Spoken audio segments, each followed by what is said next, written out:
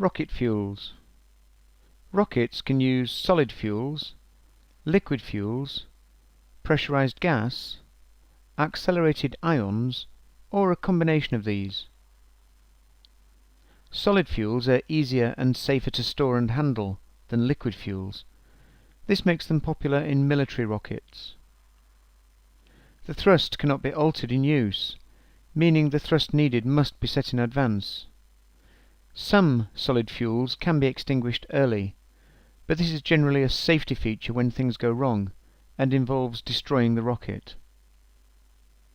In a solid fuel rocket, the whole fuel storage area is the combustion chamber, and so needs to be built to withstand extreme temperatures and pressures. This increases the weight of the rocket itself, and therefore reduces the payload capacity. Liquid fuels can be regulated during flight.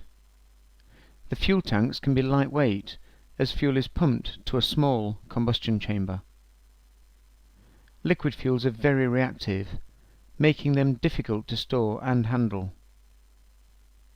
Liquid fuels require a more complex system than solid fuels, involving storage tanks, pumps, valves and seals. This means there is more to go wrong. The pressurized gas system simply releases gas stored under pressure, rather like opening an aerosol can. As the gas is released, the pressure inside the container drops, so reducing the thrust provided. These systems are not very efficient, but can be used for adjusting the direction of flight of the rocket. The ion accelerators eject a small mass of ions at a very high speed, in contrast to the other systems that use a much larger mass but ejected at lower speeds. This means they need a much lower mass of material to eject. They are particularly useful when outside the atmosphere, where drag is no longer a problem. They can be used to alter the direction of flight, for instance when launching a satellite into orbit.